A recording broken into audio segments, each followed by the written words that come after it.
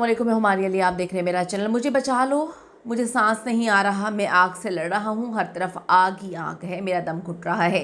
गुल प्लाजा में फंसे आरिफ की आखिरी कॉल जिसने सब कुछ झंझोड़ के रख दिया है, लेकिन इंतज़ामिया अपने आप को कभी भी नहीं झंझोड़ती। कराची में जी गुल प्लाजा में आतिशबाजी के बाद मुतादिद अफराद लापता हैं, उनकी फैमिली गम से निढाल, पुरसाने हाल कोई नहीं है। डिप्टी मेयर की मीडिया टॉक के दौरान एक हिस्सा गिरता है और फिर पूरा का पूरा गुल प्लाजा ज़मीन बोस हो जाता है।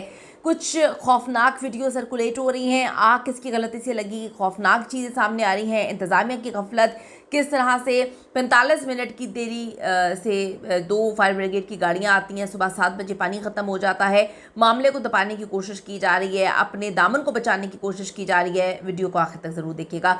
रिक्वेस्ट है चैनल को सब्सक्राइब करें, इससे हमारी हौसला अफजाई होती है।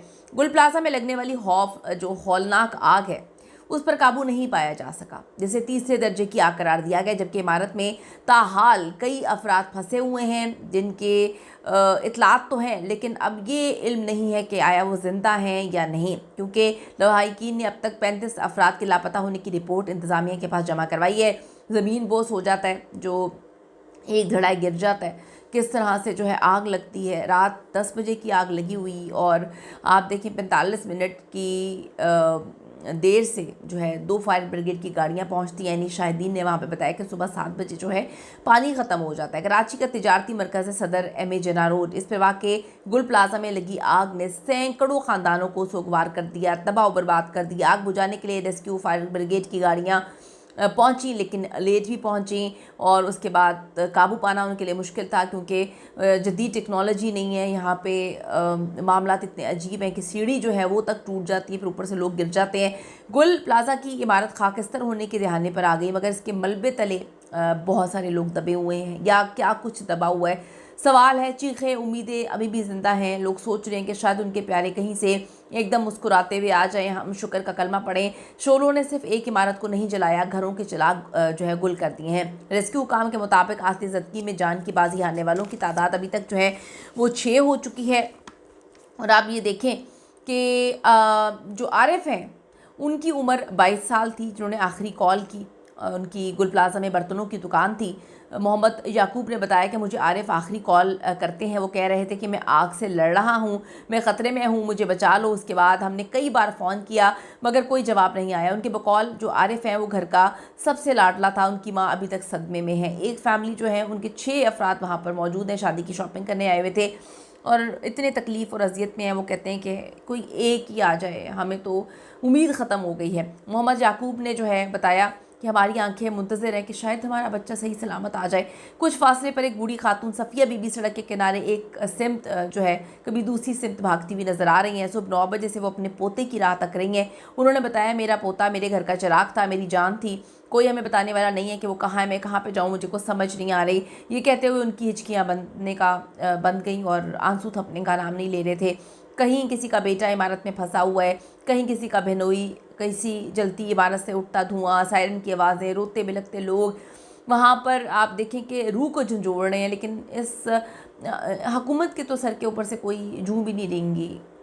नोटिस ले लिया, अफसोस कर लिया, दैट्स इट। और जो भुगत रहे हैं उनकी तो कुल कमाई, उनके असासे, उनकी ज़िंदगियाँ सब कुछ बर्बाद हो गई हैं। डिप्टी मेयर कराची सलमान अब्दुल्ला मुराद की मीडिया टॉक के दौरान गुल प्लाजा की इमारत का एक हिस्सा गिर गया। डिप्टी मेयर ने जय वकूआ का दौरा किया था और हर चीज़ कैमरे को की आंख के लिए आपको पता है कि की जाती है। ये सिंपथीज़, ये ड्रामे, ये सिर्फ और सिर्फ ड्रामे होते हैं। हफ्ते की रात तकरीबन 10:15 के करीब गुल प्लाजा के ग्राउंड फ्लोर पे आग लगती है, जो देखते ही देखते तीसरी मंजिल तक जा पहुंची। रेस्क्यू ज़राए ने कहा कि आग लगने के बायस एक फाइटर समेत 6 अफराद जान की बाजी हार गए, जबकि 20 अफराद ज़ख्मी हुए हैं।